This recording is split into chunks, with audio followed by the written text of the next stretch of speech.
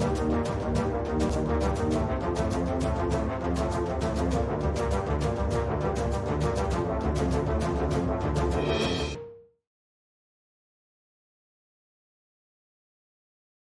दोस्तों, आप सभी का बहुत बहुत स्वागत है आपके अपने YouTube चैनल ट्रेड की देखे पे। जी हाँ फ्रेंड, आज 19 फरवरी है, वेडनेसडे का डे है। और आज मार्केट की एक्टिविटीज क्या हो सकती है ये देखने के लिए इस वीडियो को आपको लास्ट तक जरूर देखना चाहिए। तो चलिए फ्रेंड, शुरू करते हैं 19 फरवरी मार्केट की एक्टिविटी से। सबसे पहले बता दूं कि इकोनॉमिक कैलेंडर में 19 फरवरी में बहुत सारी रेड एनवेलप न्यूज है। लेकिन ये न्यूज मेरे रिकॉर्डिंग करने तक बहुत सारी न्यूज़ हो चुकी है फ्रेंड। अगर मैं आपको बताऊं तो इंडियन स्टैंडर्ड टाइम के हिसाब से 6 AM में ऑस्ट्रेलियन डॉलर में वेजेस प्राइस इंडेक्स की क्वार्टरली रिपोर्ट दी, जो कि ऑस्ट्रेलियन डॉलर के लिए नेगेटिव रही है फ्रेंड। आज मॉनेटरी पॉलिसी यानी कि इंटरेस्ट रेट न्यूजीलैंड डॉलर में था, और न्यूजीलैंड ने 50 BPS से इंटरेस्ट रेट को कम किया है फ्रेंड, जो इसके लिए एक नेगेटिव न्यूज थी।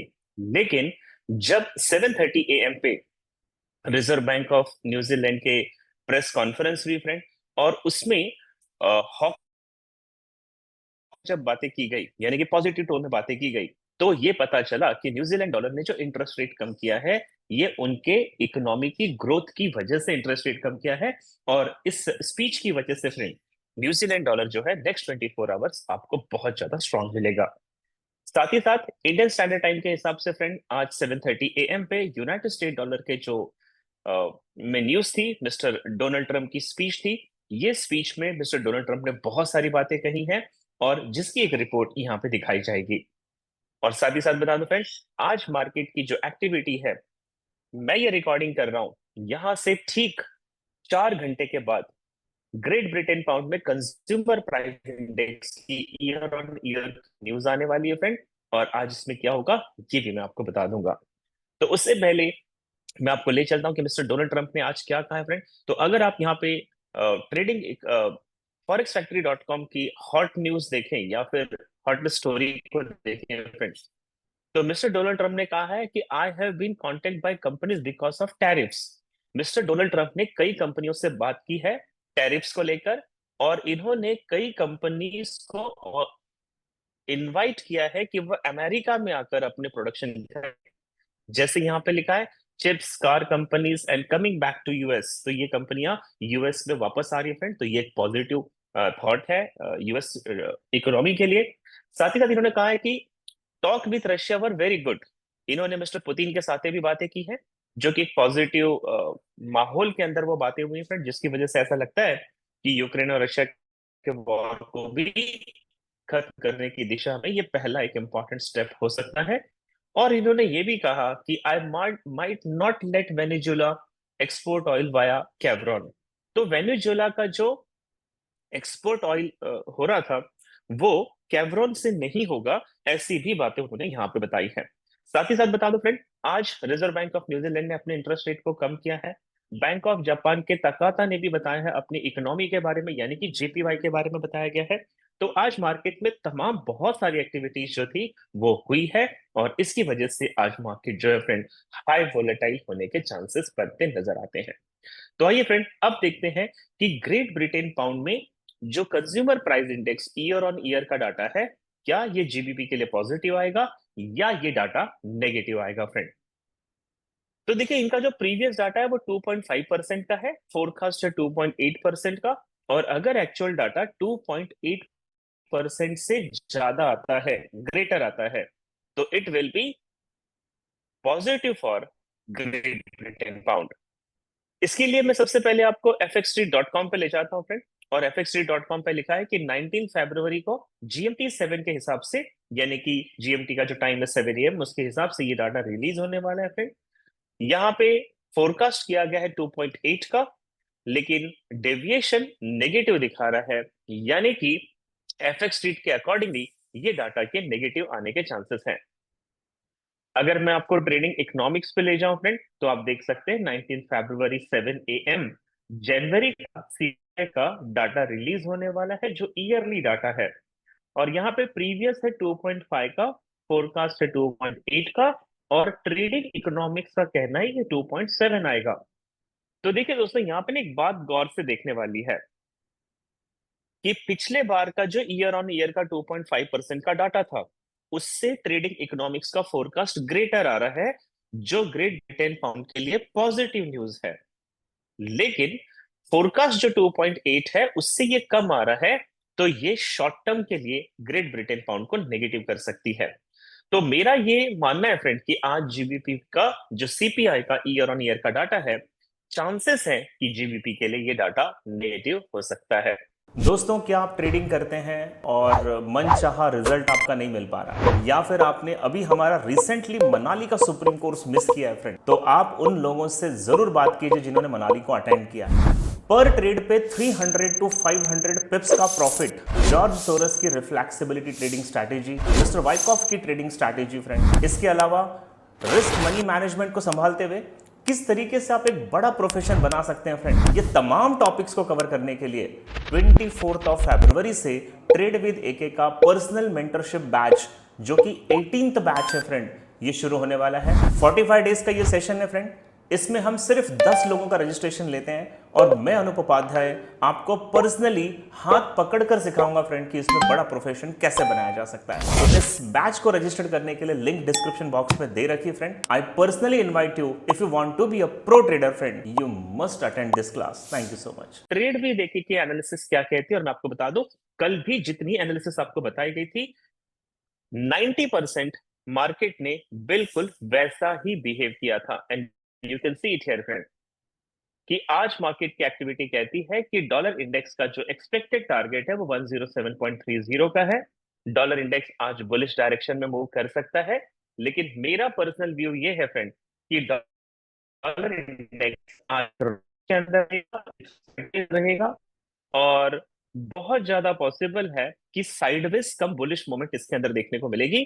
और यहाँ पे पिवट लेवल है, और मेरा जो एक्सपेक्टेड टारगेट है 107.30 का, ये लेवल आज आपको डॉलर इंडेक्स देखने को मिल सकता है।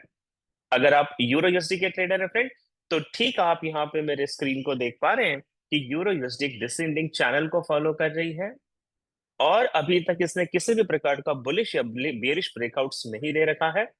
तो यूरो यूएसडी में आज मार्केट का जो ट्रेंड है फ्रेंड, वो बेरिश यानी कि साइडवेज कम बेरिश होने के चांसेस हैं। और आज यहाँ पे एक ऑप्टिमल ट्रेडिंग एंट्री है 1.0415 पे, और मेरा एक्सपेक्टेड टारगेट है 1.0409 पे। यानी कि यूरो यूएसडी जो है फ्रेंड, आज वो बेरिश रहेगा और इस एक्सपेक्टेड टारगेट को वो रीच कर सकता है।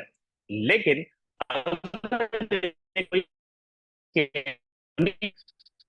जो मैंने इक्वल हाई ड्रॉ कर रखा है, इसके ऊपर जो लो प्रोबेबिलिटी के ऑर्डर ब्लॉक्स है, यहां से अगर हमें सेलिंग की अपॉर्चुनिटी मिलती है तो it will be more profitable for us.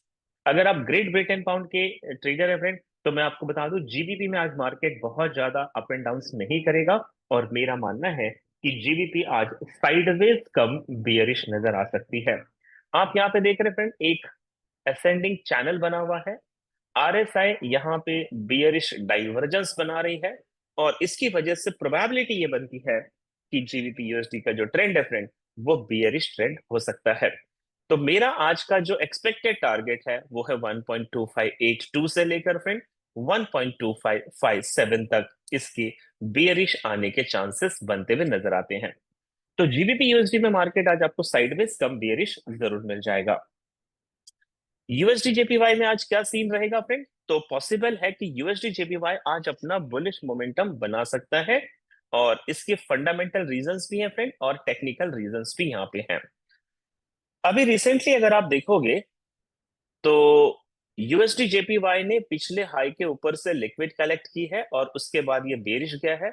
तो ये एक अच्छे सिम्टम्स हैं कि ये नीचे आएगा फ्रेंड। यहाँ पे एक लिक्विडिटी ग्रैब एरिया है, हाई प्रोबेबिलिटी का ऑर्डर ब्लॉक है, और इसके नीचे एक सेल साइड लिक्विडिटी का एरिया है। ये वो जो जोन है फ्रेंड, जहां से आपको bullish change of character 15 minute के टाइम फ्रेम पे अगर मिलता है, तो आप डेफिनेटली यहां से यूएसडी जेपीवाई में एक बाइंग की अपॉर्चुनिटी लगा सकते हैं। और आपका जो एक्सपेक्टेड टारगेट होगा वो है पिवट लेवल 152.74 पे। तो मेरा मानना है फ्रेंड, यूएसडी जेपीवाई एक बियरिश करेक्शन करने के बाद मोमेंटम यहाँ पे कंटिन्यू कर सकता है।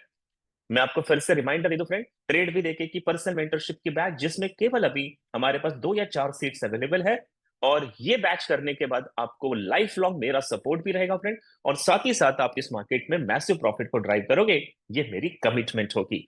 तो अगर आपने अभी तक अपने आप को इसके लिए रजिस्टर नहीं किया फ्रेंड, लिंक डिस्क्रिप्शन बॉक्स में दे रखी है, जरूर रजिस्टर करें, क्योंकि ये बैच फिर 2 महीने बाद ही वापस आपको साइन करने का मौका मिलेगा। ओके, तो अगर आप गोल्ड पे ट्रेड कर रहे हो फ्रेंड, तो आपने देखा गोल्ड एक बार फिर बहुत पैनिक सिचुएशन तैयार करता हुआ नजर आ रहा है। और पिछली बार आपने देखा होगा फ्रेंड कि ये 3 बार इक्वल हाई ले चुका था। इस बार कुछ वैसा ही सीन गोल्ड ने दोबारा क्रिएट कर रखा है। तो अगर आप गोल्ड के चार्ट को देखें, तो सबसे पहले देखिए फ्रेंड, यहाँ पे एक लिक्विडिटी ग्रैब एरिया है 2943 पे। और जब मार्केट ने ये हाई बनाया था, तो उस हाई को इसने अभी तक ब्रेक नहीं किया है। इसका मतलब 2943 का जो लेवल है फ्रेंड, ये लिक्विडिटी पूल बना हुआ है। साथ ही साथ आप यहाँ पे देखें, तो आरएसआई जो है 1 आवर के टाइम फ्रेम पे ओवरबॉट में है, और आरएसआई बियरिश डाइवर्जेंस भी बनाता हुआ नजर आता है, जिसकी वजह से ये प्रोबेबिलिटी है फ्रेंड कि गोल्ड आज आपको बियरिश जाता नजर आएगा। आप यहाँ पे देख सकते हैं, मैंने एक्सपेक्टेड चेंज ऑफ कैरेक्टर की लाइन डाल रखी है, जो 2928 पे है फ्रेंड। तो अगर 1 आवर की कैंडल 2928 को ब्रेक करती है और इसके नीचे फुल बॉडी जाकर क्लोज होती है, तब तो फ्रेंड गोल्ड जो है यहाँ से सेलिंग में जाएगा। और मेरा आज का एक्सपेक्टेड टारगेट है 2914 से लेकर एक्सपेक्टेड टारगेट रहेगा 2904 तक, यहाँ तक आएगा। लेकिन अगर गोल्ड ने एक्सपेक्टेड चेंज ऑफ कैरेक्टर नहीं दिया फ्रेंड, तो फिर ये पहले ऊपर मूव करेगा, 2943 से लिक्विड ग्रैब करेगा, और लिक्विड ग्रैब करने के बाद फिर ये डाउन साइड में मूवमेंट बना सकता है। तो देर आर टू प्रोबेबिलिटी कि गोल्ड अभी 2928 पे है, यहीं से डायरेक्टली वो सेल में जा सकता है, या फिर 2942-43 का लेवल जो है, यहां से भी वो सेल में जा सकता है। अगर आप सिल्वर के ट्रेडर है फ्रेंड, तो मैं आपके लिए बता दूं, सिल्वर के अंदर बिल्कुल गोल्ड की तरह ही सेलिंग की मोमेंट बनती हुई नजर आती है। और अगर आप देखें, तो सिल्वर ने एक अपने आप को ऑप्टिमल ट्रेडिंग एंट्री से रिजेक्ट कर रखा है, जिसकी वजह से ये प्रोबेबिलिटी बनती है फ्रेंड, थ्री से लेकर मेरा एक्सपेक्टेड टारगेट है यहाँ पे 32.097 तक आपको जाता हुआ मिल जाएगा। और अगर किसी कारण से सिल्वर ने बुलिश करेक्शन किया, तो दोबारा 32.958 से आपको एक सेलिंग की अपॉर्चुनिटी मिलेगी, और बियरिश डायरेक्शन में सिल्वर का ये टारगेट माइट भी आपको अचीव हो सकता है। तो ओवरऑल सीन यही है फ्रेंड, कि सिल्वर या तो सीधा बियरिश होगा, या एक बुलिश करेक्शन करने के बाद ऑप्टिमल ट्रेडिंग एंट्री से आपको बेरिश जाता हुआ नजर आ जाएगा। आप बीटीसी पे ट्रेड कर रहे हो फ्रेंड, तो बीटीसी में जैसे मैंने कल भी बताया था, आज भी मेरा ये कहना है कि बीटीसी अपने डाउन ट्रेंड को कंटिन्यू कर सकता है। और मैं यहाँ पे सिर्फ एक प्रोबेबिलिटी लेकर चल रहा हूँ कि बीटीसी इस वक्त ऑप्टिमल ट्रेडिंग एंट्री पे है, या तो बीटीसी यहीं से सेलिंग में चली जाएगी, या आप यहाँ पे देख सकते हैं मैंने लिक्विडिटी पूल बना रखा है फ्रेंड, इसके ऊपर स्टॉप। तो ये जो आप देख रहे हो, ये है लोगों के स्टॉप लॉस हंटिंग करने के बाद इसका सेलिंग जाना।